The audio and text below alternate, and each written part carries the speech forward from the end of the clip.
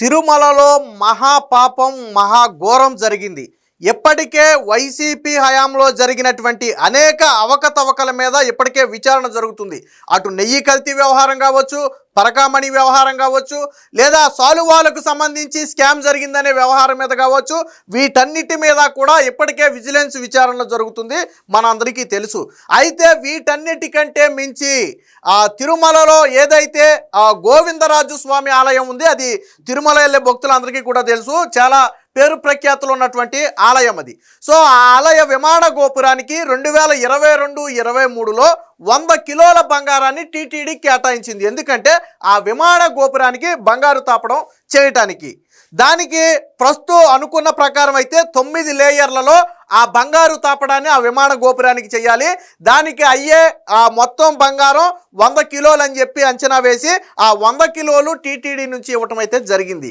అయితే ఆ 9 లేయర్లు కాస్త కేవలం 2 లేయర్లుగానే మారాయి. గతంలో మీకు 7 కొండలు 2 కొండలు అన్నారు, మీ అందరికీ తెలిసి ఎవరన్నారో ఏం జరిగిందో. అలాగే ఇలా 9 లేయర్లలో వేయాల్సినటువంటి బంగారు తాపడాన్ని కేవలం 2 లేయర్లోనే వేసి 100 కేజీలలో 50 కేజీల బంగారం మాయం చేసినట్టుగా ఇప్పుడు తీవ్ర ఆరోపణలు ఉన్నాయి. ఇంకొక విషయం ఏంటంటే, అదే విమాన గోపురం మీద ఉన్నటువంటి దాదాపుగా 30 దేవుడి విగ్రహాలు ధ్వంసం చేసినట్టుగా కూడా ఆరోపణలు ఉన్నాయి. వీటన్నిటి మీద కూడా లోతైన విచారణకైతే ఆ టీటీడీ ఆదేశించింది. దీంతో విజిలెన్స్ రంగంలోకి దిగి మొత్తం ఆ రోజు ఎవరైతే ఈ బంగారు తాపడం పనుల్లో పాల్గొన్నారో, ఎవరైతే పర్యవేక్షించారో వారందరినీ కూడా ఆ విజిలెన్స్ అయితే విచారించడం మొదలుపెట్టింది. అంటే చూడండి, తిరుమలలో అడుగడుగున అవినీతి అక్రమాలే. వైసీపీ హయాంలో భక్తి అనేది ఏ కోసానా కనపడలేదు. తిరుమలను కేవలం దోచుకోవటానికి ఏదో వాళ్ళకు ఒక ఆయుధం లాగా, ఒక కర్మాగారం లాగా వాడుకున్నారు తప్ప ఏ కోసానా కూడా భక్తుల మనోభావాలతో కావచ్చు, హిందువుల ఆశయాలతో కావచ్చు ఎటువంటి సంబంధం లేకుండా ఇష్టారాజ్యంగా ఒక అంశం కాదు, 2 అంశాలు కాదు, గతంలో ఎన్నడూ టీటీడీలో ఇన్ని అంశాలు రాలా. సాధారణంగా ఎక్కడైనా తోపులాటో తొక్కులాటో అన్నప్రసాదం దగ్గర ఏదన్నా చిన్న చిన్న ఇష్యూలు గతంలో ఎప్పుడైనా వచ్చి ఉండొచ్చు. కానీ ఇంత భారీ స్కాములు ఏంటి? ఒక పక్కేమో నెయ్యి కల్తీ అతిపెద్ద వ్యవహారమా, హిందూ మనోభావాలను పూర్తిగా దెబ్బతీసిన వ్యవహారమా? అది కాదు అనుకుంటే పరకామణిలో చోరీ, ఆ దేవుడు డబ్బులు దొబ్బేసిన వాడితో రాజీ చేసుకుని అది చిన్న విషయంగా కొట్టి పడేయటమా? ఇవన్నీ చాలదన్నట్టు ఏకంగా తిరుమలలో దేవుడి వస్త్రాలు వేలంలో ఏదైతే ఆ సాలువాలు ఉంటాయో వాటిలో కూడా స్కామ్ జరిగింది. దాని మీద కూడా విచారణ జరుగుతుంది. ఇవి కాదన్నట్టు ఇప్పుడు తాజాగా ఈ గోవిందరాజు స్వామి విమాన గోపురానికి బంగారు తాపడం పేరుతో ఒక 50 కిలోల బంగారం మాయం చేశారనే వార్త. అంటే టీటీడీలో అడుగడుగునా కూడా అవినీతి అక్రమాలే. విషయం ఏంటంటే, నాడు ఇది జరిగినప్పుడు 2022-23లో ఈ పనులు జరిగినప్పుడు వైవి సుబ్బారెడ్డి టీటీడీ చైర్మన్గా ఉన్నాడు, ధర్మారెడ్డి ఈవోగా ఉన్నాడు. వాళ్ళిద్దరికీ ఈ విషయం తెలిసి బయటకు పొక్కకుండా జాగ్రత్త పడినట్టుగా కూడా ఇప్పుడు ఆరోపణలు ఉన్నాయి. ఖచ్చితంగా త్వరలోనే వైవి సుబ్బారెడ్డి, ధర్మారెడ్డి కూడా దీని విచారణ కూడా ఎదుర్కోక తప్పదు. ఎందుకంటే 50 కిలోల బంగారం అనేది చాలా పెద్ద వ్యవహారం. మనకి వినటానికి ఈ రోజుల్లో బంగారం రేటు ఇప్పుడున్న రేటు ప్రకారం 50 కిలోల బంగారం అంటే ఒకసారి లెక్కేయండి. అది భక్తులు దేవుడికి ఇచ్చినటువంటి బంగారం. అంటే 9 లేయర్లు వేయాల్సిన దాన్ని 2 లేయర్లు వేస్తే మరి ఆ రోజు దీన్ని పర్యవేక్షించినటువంటి అధికారులు ఏం చేశారు? నిద్రపోయారా? లేకపోతే ధర్మారెడ్డి ఈవో ధర్మారెడ్డి లేదా వైవి సుబ్బారెడ్డి ఏం చేశారు ఆ రోజు? ఎందుకు దీన్ని బయటపడకుండా జాగ్రత్త పడ్డారు? ఒకవేళ మీకు తెలియకుండా జరిగింది అనుకోండి, మీకు తెలిసిన వెంటనే ఎందుకు చర్యలు తీసుకోవాలా? కల్తీ నేతి విషయంలో కూడా అంతే కదా. ఆ నెయ్యి కల్తీ అని తెలిసిన తర్వాత కూడా అదే దానికి ఆర్డర్లు ఇచ్చి తీసుకొచ్చి లడ్డూలు తయారు చేయించి అపవిత్రం చేశారు. ఇప్పుడు జరుగుతుంది కూడా అదే. అసలు ఏం చేయాలనుకున్నారో తిరుమల నాకు అర్థం కాల. గత 5 ఏళ్లలో తిరుమల తిరుపతిని ఏం చేయాలనుకున్నారనేది అర్థం కావట్లా. ప్రతి భక్తుడు కూడా ఈ ఘటనలు చూసి ఆశ్చర్యపోయే పరిస్థితి, అంత దారుణమైన పరిస్థితి ఉంది. దీనికి సంబంధించిన వార్త అయితే ఒకటి వచ్చింది, ఒకసారి చూద్దాం. గోవింద 50 కిలోల బంగారం మాయం, తిరుపతిలోని శ్రీ గోవిందరాజస్వామి విమాన గోపురం పనుల్లో మాయాజాలం, 30 విగ్రహాల ధ్వంసం, వైకాపాలనలో మరొక కుంభకోణంపై విజిలెన్స్ విచారణ. ఈ 30 విగ్రహాలు ఏంటంటే, మనకు విమాన గోపురం మీద దేవుడి విగ్రహాలు ఉంటాయి, మనకు తెలుసు కదా, రకరకాల విగ్రహాలు చుట్టూ విమాన గోపురం మీద ఉంటాయి.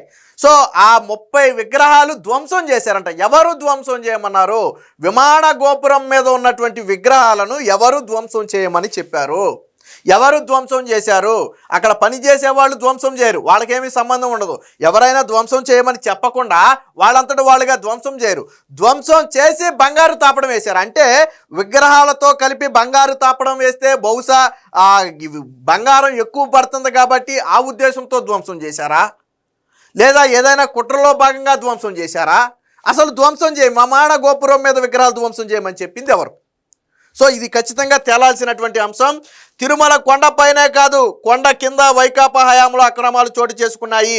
ఓవైపు తిరుమలలో పరకామణి చోరీ, కల్తీ నెయ్యి, వస్త్రాల కొనుగోలులో అవినీతి అంశాలపై విచారణ జరుగుతుండగా తాజాగా తిరుపతిలోని గోవిందరాజు స్వామి వారి విమాన గోపురం పనుల్లో 50 కిలోల బంగారం మాయమైందనే ఆరోపణలపై విజిలెన్స్ విభాగం లోతుగా విచారణ జరుపుతుంది. 30 విగ్రహాలు ధ్వంసమైన విషయం కూడా తెర మీదకు వచ్చింది. సో అప్పట్లో విమాన గోపురం, ఇప్పుడు మనం మాట్లాడుకున్నటువంటి ఏదైతే విమాన గోపురం ఉందో దానికి సంబంధించి బంగారు తాపడం పనులు చేస్తున్నటువంటి చిత్రాన్ని మనం ఇక్కడ చూడవచ్చు. అంటే 7 లేయర్లని కేవలం 2 లేయర్లుగా కుదించి 50 కిలోల బంగారం కాజేస్తే ఆ రోజు పర్యవేక్షించాల్సిన వాళ్ళందరూ ఎందుకు పర్యవేక్షించలేదు? అందులో వాళ్ళ వాటా ఎంత? విషయం తెలిసినటువంటి వైవి సుబ్బారెడ్డి, ధర్మారెడ్డి ఎందుకు స్పందించలేదు? ఆ రోజు వెంటనే ఎందుకు చర్యలు తీసుకుని ఆ మిగిలిన 50 కేజీల బంగారాన్ని ఎందుకు రికవరీ చేయలేదు? ఇందులో వీళ్ళ పాత్ర ఏంటి? లేదా వీళ్ళ ఆదేశాలతోనే జరిగిందా? ఎందుకంటే ఇది ఒక్కటే ఘటన అయితే సరే వీళ్ళ పాపం లేదేమోలే, ఎవడో కక్కుర్తిపడి ఉంటాడు అని అనుకోవచ్చు. విషయం ఏంటంటే దీని కాంట్రాక్టు పొందిన వ్యక్తి వేరు, కానీ కాంట్రాక్టు పొందిన వ్యక్తి పని చేయాల. ఆ కాంట్రాక్టు పొందిన వ్యక్తి మరొక ఇద్దరికి సబ్లీజ్కి ఇచ్చేసి పనులు చేయించాడు. అంటే ఇప్పుడు ఫర్ ఎగ్జాంపుల్ నేను బాడాను కాంట్రాక్టు ఇది చేయటానికి, కానీ నేను చేయలే ఆ పనులు, నా కింద ఇంకొక 2 సబ్ కాంట్రాక్ట్లు ఇచ్చేసుకుని నేను పని మొత్తం కూడా చేయించేశా. అంటే అసలు కాంట్రాక్టు తీసుకున్న వ్యక్తి కూడా ఈ పని చేయలే, సబ్ కాంట్రాక్టులకు ఇచ్చాడు. ఆ సబ్ కాంట్రాక్టులు తీసుకున్న వ్యక్తులు ఎవరు? ఇప్పించిన వ్యక్తులు ఎవరు? దీన్ని పర్యవేక్షించిన వ్యక్తులు ఎవరు? అంటే 9 లేయర్లలో తాపడం వేస్తున్నారా లేదా అనేది పర్యవేక్షించాల్సిన బాధ్యత టీటీడీ అధికారుల మీద ఉంది ఆ రోజు. మరి ఎందుకు పర్యవేక్షించలేదు? 50 కిలోల బంగారం మాయం చేయటువంటి ఆషామాషియా? ఈ రోజుల్లో ఉన్న రేటు ప్రకారం 50 కిలోల బంగారాన్ని మీరు ఒకసారి లెక్కగట్టండి ఎంత వాల్యూ అవుతుందో. అది భక్తులు ఎంతో భక్తిభావంతో దేవుడికి ఇచ్చినటువంటి వ్యవహారం. అది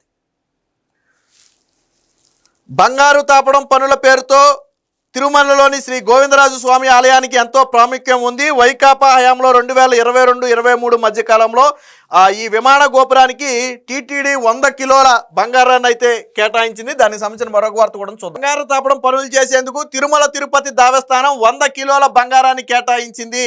అందులో భాగంగా 9 పొరలు అంటే 9 లేయర్లతో తాపడం చేయాల్సి ఉండగా 2 పొరలతోనే సరిపెట్టి దాదాపుగా సగం బంగారాన్ని మాయం చేసినట్లుగా ఆరోపణలు ఉన్నాయి. విమాన గోపురంపై 30 విగ్రహాలు ధ్వంసం చేసి ఆపై బంగారు తాపడం పనులు చేసినట్లు అప్పట్లోనే ఆరోపణలు వచ్చాయి. ఇక్కడ విగ్రహాల ధ్వంసం అనేది ఇంకా దారుణమైనటువంటి విషయం. ఒక విమాన గోపురం మీద ఉన్నటువంటి విగ్రహాలను ధ్వంసం చేయటం అంటే అది ఎంతో అపచారం. అది ఎవరు ధ్వంసం చేయమన్నారు? ఎందుకు ధ్వంసం చేశారు?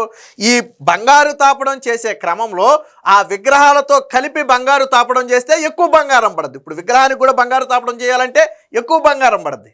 కాబట్టి ఆ కోణంలో 30 విగ్రహాలు ధ్వంసం చేశారా, లేదా ఇంకా ఏదైనా కుట్ర కోణంతో 30 విగ్రహాలు ధ్వంసం చేశారా? ధ్వంసం చేసి మొత్తాన్ని ధ్వంసం చేసిన తరువాతే బంగారు తాపడం చేశారు. మరి ధ్వంసం చేయమని చెప్పిన వ్యక్తులు ఎవరు? ఆ దాచిన వ్యక్తులు ఎవరు? బంగారు తాపడం 30 విగ్రహాలు ధ్వంసం అవుతుంటే ఆ రోజు చైర్మన్గా ఉన్నటువంటి వ్యక్తి, ఈవోగా ఉన్నటువంటి వ్యక్తి నిద్రపోయారా? ఎందుకు దాన్ని పట్టించుకోలేదు? ఎందుకు తర్వాత దాన్ని వెలుగులోకి తీసుకురాలేదు? ఎందుకు చర్యలు తీసుకోలేదు?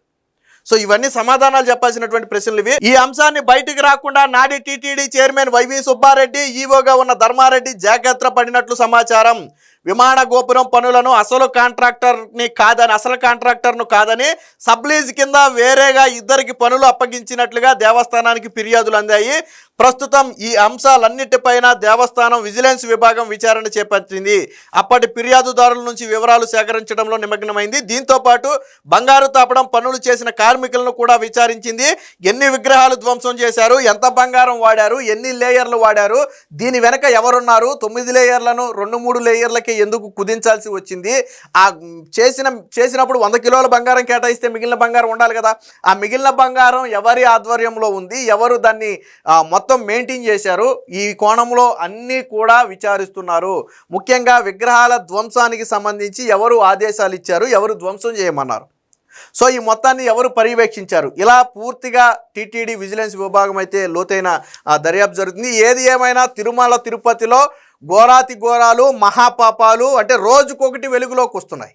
ఇప్పటి వరకు వచ్చినాయి అతిపెద్దవి అనుకుంటే వాటిని మించి ఇంకొక భారీ దాదాపుగా 50 కిలోల బంగారాన్నే దేవుడి బంగారాన్నే మాయం చేశారంటే, దేవుడి గోపురాన్ని చేయాల్సిన బంగారాన్నే మాయం చేశారంటే తిరుమలలో అవినీతి అక్రమాలు ఏ స్థాయిలో జరిగాయో అర్థమవుతుంది. దీన్ని బట్టి నాకు అంచనా అర్థమయ్యేది ఏంటంటే ఇంకా దారుణమైన విషయాలు చాలా ఉండుంటాయి. కాకపోతే వెలుగులో రావడానికి టైం పట్టవచ్చు. ఇప్పుడు బంగారు విమాన గోపురానికి సంబంధించి, గోవిందరాజు విమాన గోపురానికి సంబంధించి ఇప్పుడు ఫిర్యాదులన్నింటినీ పరిశీలించిన తర్వాత అనుమానం వచ్చి విజిలెన్స్ విచారణకు దిగింది. సో ఇలాంటి అంశాలు ఎన్నున్నాయో, ఎలాంటివి 1 కాదు 2 కాదు ఎన్నున్నాయో. అంటే తిరుమలను భక్తి భావంతో టీటీడీ వైసీపీ ఏ రోజు చూడలేదు.